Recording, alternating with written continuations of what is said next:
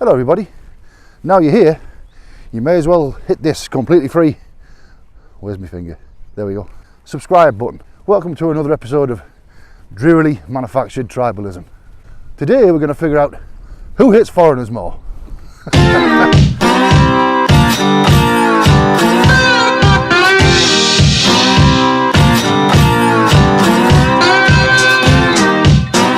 Difficult one this. On one hand, we have America's travel ban and the border wall, because walls separating countries have always worked so well, but that's not the point. The point is, you really have to dislike other people to spend billions of dollars building something just to make them climb over it. On the other hand, the British have Brexit, where people voted to make their own lives worse in order to spite folks they've never met. That's dislike on a different level. Of course, many people say it's not about the colour of the skin or the alarming vibrancy of their culture, it's that they take our jobs and overburden our infrastructure. So I looked into it. Now, when I look into things, and I don't mean to sound holier than thou, but it's gonna, I go to academia, or best and brightest. I look at studies and journals and academic reviews of the literature. I don't form an opinion until I've read the arguments from all sides. If I don't know something, I go and learn about it. I didn't know about Brexit because I don't really pay attention to local politics. So I went and learned about it. I didn't listen to the government or read the tabloids. I listened to economists and political scientists. I purposely don't read tabloids or watch partisan news channels like Fox or CNN, which are specifically designed to sway popular opinion to meet the goals of the corporate interests that financially manipulate our governments.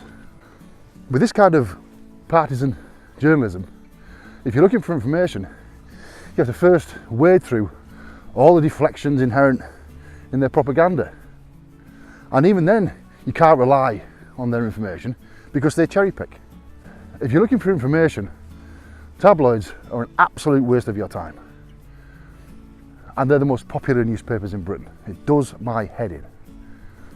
See, our brains evolved over millions of years, living in small groups of hunter-gatherers. Yeah, he's talking about hunter-gatherers again. Numbering about 20 to 50 people, where a piece of gossip could have a profound effect on the well-being of the tribe. So our brains evolved to attach great importance to an anecdote. How do you think religion's got off the ground?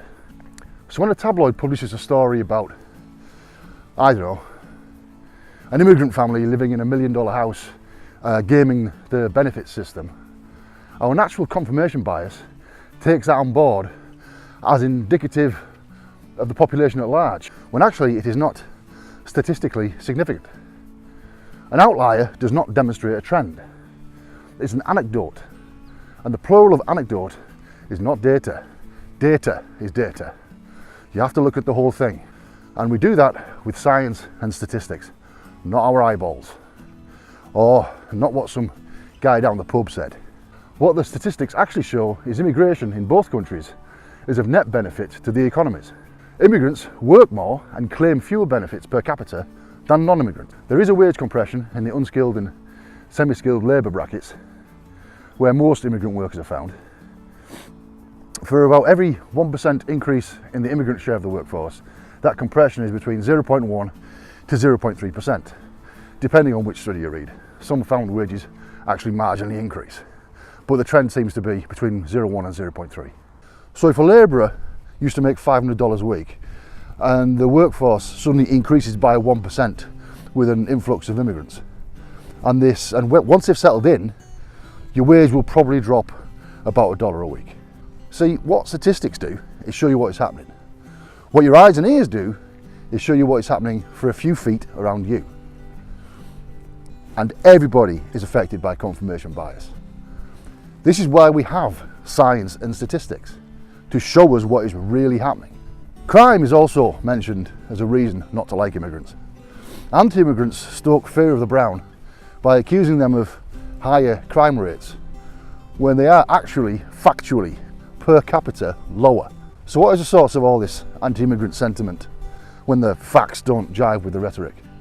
Well, of course, there are racists, and lots of them, because there are lots of stupid people, and racism requires stupidity.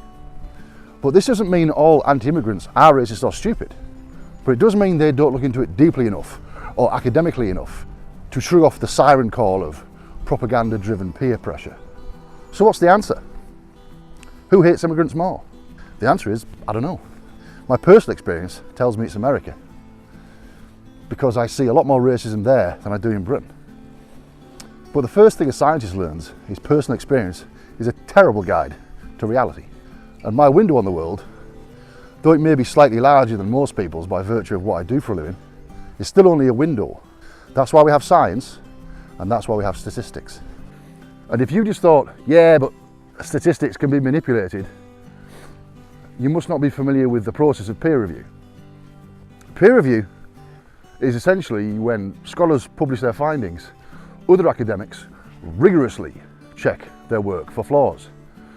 Statistics rarely get manipulated because they'll get found out and discredited. What does get manipulated is the way the data is presented, especially in graphs. Graphs. Politicians love a graph. Now, you're not going to fool an academic with a graph, but it's a valuable tool for politicians and tabloids. So always check the scales on the axes before you start sharpening your pitchforks. So this question of who hates immigrants more boils down to the travel ban on the wall versus Brexit. But Brexit wasn't solely about immigration. It was also about sovereignty. Yeah, I don't know what it means either. Personal sovereignty I can understand. This is my body, I'll do what I like with it. But when the concept is applied to areas of geography or administrative regions, I don't understand it at all. Maybe it's got something to do with perceived ownership or how we define a nation. How do you define a nation? I think a nation is a support system for a ruling class. And if you're a patriot, they've got you. I'm not blaming you or laughing at you. It works on nearly everybody. It worked on me. The whole system is set up to produce obedient worker drones, and it's very difficult to shake off. I talked about the fallacy of property a few weeks ago, which relates to this.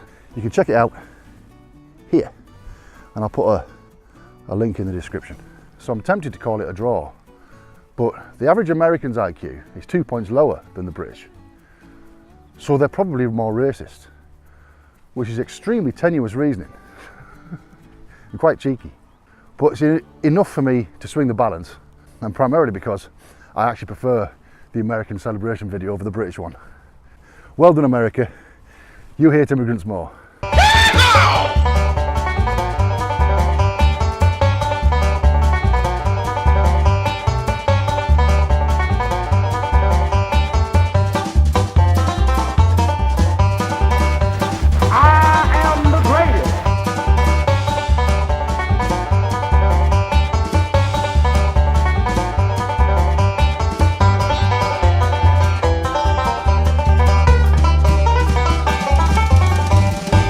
Thanks for watching, folks.